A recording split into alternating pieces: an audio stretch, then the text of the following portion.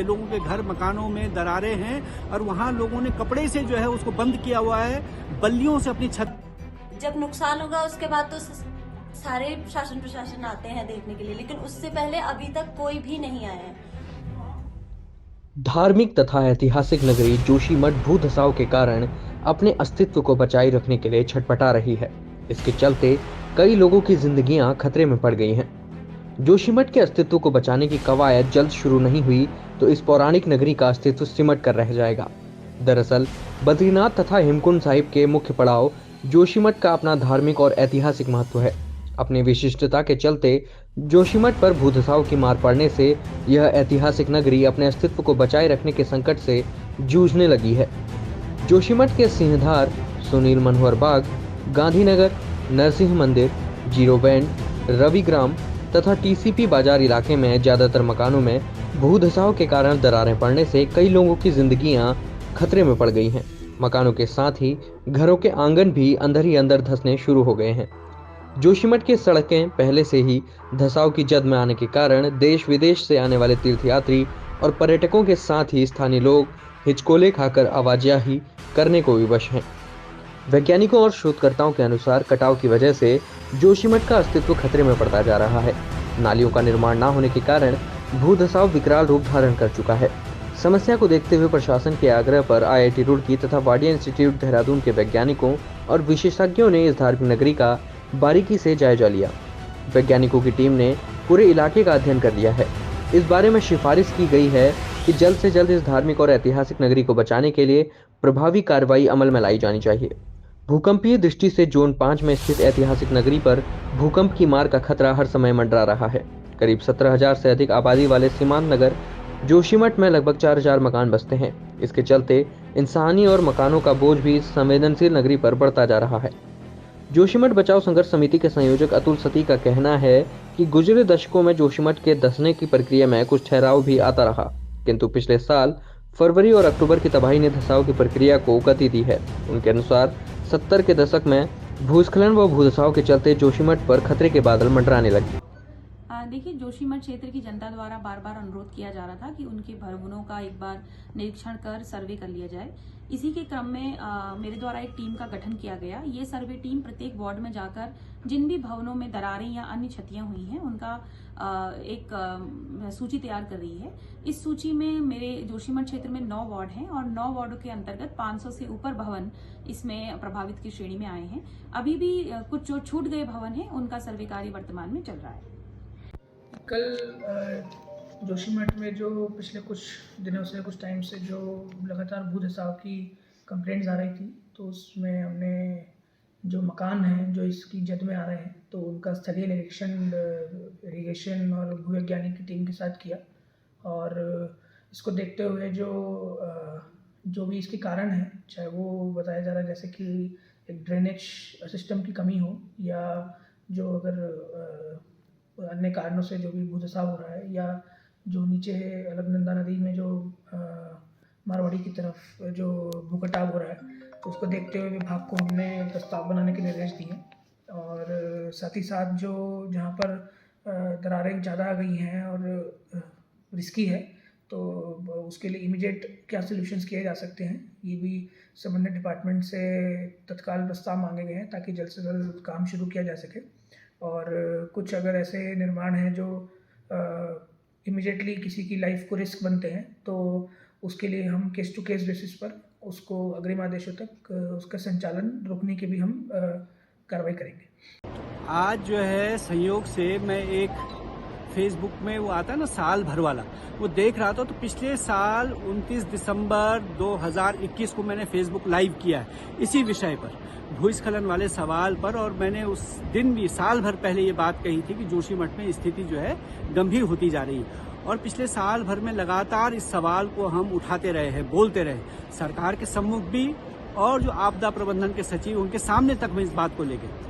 हमारे ही दबाव में पहले स्वतंत्र वैज्ञानिकों की एक कमेटी ने सर्वेक्षण किया, उन्होंने रिपोर्ट दी। वो रिपोर्ट हमने सरकार को सौंपी, बल्कि गोपेश्वर में आकर के हमने पत्रकार वार्ता की और उसके जरिए जो है डीएम के जरिए उस रिपोर्ट मुख्यमंत्री को दी। उसके बाद सरकार पर दबाव पड़ा और सरकार ने एक कमेटी बना करके अगस्त के महीने में जोशीमठ भेजी।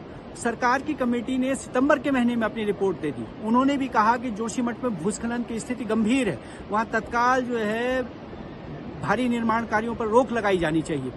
आज जो है उस रिपोर्ट का आए हुए 4 महीने से ज्यादा हो गया, लेकिन सरकार की तरफ से जमीन पर कोई एक्शन नहीं है। आप तो अभी जो है पूरा स्थिति का जायजा लेकर के आए हैं और आप देख सकते हैं कि ठंड के ऐसे मौसम में कितनी गंभीर स्थिति है। लोगों के घर मकानों में दरारें हैं और वहां लोगों ने कपड़े से जो है उसको बंद किया हुआ है, बल्लियों से अपनी छत अटकाई हुई है कि किसी तरह से लोग जिंदा हैं। कोई जरा भी झटका भूकंप का आएगा तो जोशीमठ एक बड़ी तबाही का कारण बन जाएगा।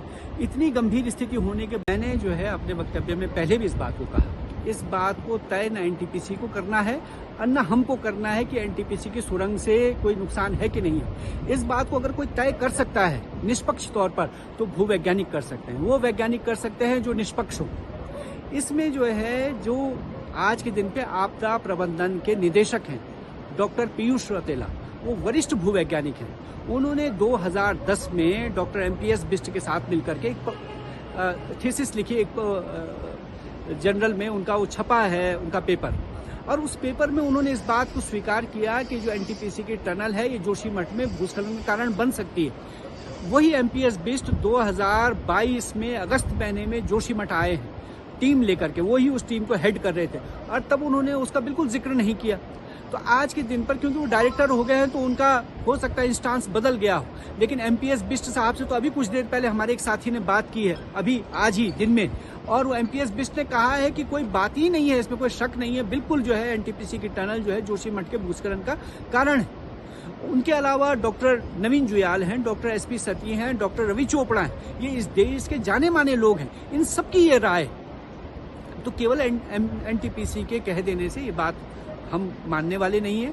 2010 में हमारे आंदोलन के बाद एनटीपीसी ने जोशीमठ में पानी के व्यवस्था के लिए, पेयजल की व्यवस्था के लिए, ये जहाँ तक बात है कि ये ट्रिगर कैसे हो रहा है, जो मेन चीज़ है कि इसका रीज़न क्या है, तो इसके कुछ मिले जुले रीज़न हैं जो कुल मिला के अगर ये सारे रीज़न एक साथ मिलते हैं तो ये इसको ट्रिगर करते हैं। जैसे इसमें एक आपका जो प्रोजेक्ट्स चल रहे हैं, पावर प्रोजेक्ट्स, जैसे इसमें इनकी टनलिंग हो रही है, और अभी जैसे आपका जो ऋषिगंगा में जो आपदा आई थी, जो ग्लेशियर जो पार्ट टूट के आया था ऊपर से एवलांच में, तो इसने एक बहुत बड़े पार्ट को हिट किया था।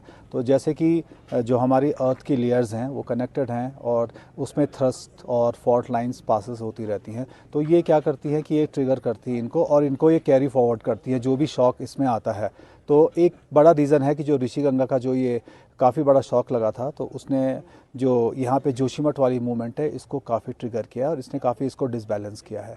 दूसरा जो ये पावर प्रोजेक्ट्स का जो टनलिंग का काम चल रहा है, तो ये रीज़न इसमें क्या है कि एक ही बार में आपको इसका रिजल्ट्स नहीं दिखेगा। सपोज़ इसमें अगर कुछ ब्लास्ट हो रहा है, जैसे कि सुनने में आ रहा है कि ब्लास्ट के थ्रू कर रहे हैं, तो अगर ये रीज़न है तो ये इसका हमें लेट इफेक्ट्स देखने को मिलेगा। जैसे कुछ इफेक्ट्स ऐसे भी होंगे जो आपको अभी नहीं, शायद 2 साल बाद दिखे, क्योंकि इसमें जो क्या है, अर्थ के जो लेयर्स हैं उसमें जो मॉलिक्यूल्स की बॉन्डिंग है जो कि हमारे सॉयल को और अपने रॉक्स को अटैच करके रखती हैं, और इसमें जो ऑक्सीजन के मॉलिक्यूल्स होते हैं और जो भी इसमें बॉन्डिंग मॉलिक्यूल्स होते हैं वो इससे डिस्ट्रैक्ट हो जाते हैं। तो एक बार ऐसा होता है तो इसमें क्या होता है, इसमें कैविटीज़ और पोर्स बन जाते हैं अर्थ के नीचे। फिर इसमें जो लैंड क्या होता है, अपने नेचुरल तरीके से इसको फिल करने के लिए इसको क्या करेगा, या तो स्लाइड करेगा या सिंक करेगा। तो यहाँ पे सर हम 3 परिवार रहते हैं। बड़ी मुश्किल से हम तो यहाँ पे कठिनाई का सामना कर रहे हैं। क्या करें, ये 1 साल से दरारें, पहले हल्की हल्की बारिश सी हुई, उसके बाद धीरे धीरे बढ़ती गई दरारें। और यहाँ तो देखने के लिए हर कोई आया था, देख के खाली लोग चले गए। यह है कि वोट मांग ले तो सभी आते हैं, उसके बाद वोट के बाद जब वोट मिल जाती है तो उसके बाद कोई नहीं पूछता है कि आप लोग ऐसे ही रह रहे हैं या प्रशासन की ओर से आपको कहीं सुरक्षित जगहों पे कुछ कहा गया है कि कहाँ पर रखेंगे आप लोगों को? जी नहीं, शासन प्रशासन से हमें कोई वो मदद नहीं मिली, ना वो कभी देखने के लिए आए, ना उन्होंने कभी ये भी नहीं देखा भाई बोल के इनकी क्या समस्या है, कैसे करके रह रहे हैं। हमारे यहाँ पे अभी तक कोई भी देखने के लिए नहीं आया है प्रशासन की तरफ से। कभी कोई आते हैं ऐसे ही देख के चले जाते हैं कि हाँ हम कुछ करेंगे, लेकिन अभी तक कोई भी कार्रवाई नहीं की गई है। और जब नुकसान होगा उसके बाद तो सारे शासन प्रशासन आते हैं देखने के लिए, लेकिन उससे पहले अभी तक कोई भी नहीं आया है। हम आज प्रभात से चक्का जाम किए हैं जोशीमठ में, वस्तुतः जोशीमठ में तमाम दरारें भवन पे आ गई हैं। बहुत दिन से हम कम 4 महीने से हम निरंतर निवेदन कर रहे हैं, किसी ने हमारी सुनी नहीं और अब जोशीमठ रहने लायक बिल्कुल नहीं रह गया है। बस आज हम वैज्ञानिक तो हम नहीं है, लेकिन आज हमने कुछ अंदाज किया, कुछ अनुभव किया कि ये नीचे सुरंग के नीचे ब्लास्टिंग्स चल रही हैं और ये ब्लास्टिंग ने कल अपुष्ट समाचार है मेरे पास कि कल हमने आंदोलन किया, कल ब्लास्टिंग नहीं हुई है, कल दरार रुकी है, नहीं तो नीचे मारवाड़ी से लेके और लगभग औली जंगल तक पूरा जोशीमठ जगह बैठ चुका है। लोग मकान छोड़ चुके हैं, कुछ लोग नगर पालिका में, कुछ स्कूल में, कुछ प्राइमरी में। और कब तक हम लगभग अपने 1000 मकान हमारे पास हैं और यहाँ पे लगभग 25,000 की हमारी जनसंख्या अपनी है, कुछ हमारे होटल से हैं और साथ ही लगभग यहाँ पे कई डिप आर्मी के हैं, जहाँ पे ग्रिफ, जहाँ पे ITBP, जहाँ पे SDRF और जहाँ पे आर्मी सशस्त्र सेना बल ये यहाँ पे हैं। ये लोग भी कहाँ जाएंगे, हम कहाँ जाएंगे? सबकी दरारें पड़ चुकी हैं और अभी तक हमें बताया जा रहा था कि ड्रेनेज सिस्टम ठीक नहीं है। हमें भी विश्वास हो सकता है कहीं हमारी कमी हो, लेकिन कल ब्लास्टिंग रुकी है रात को और कल जो क्रैक्स पड़ रहे थे रुके हैं, तो 100% मैं दावे के साथ कह सकता हूं।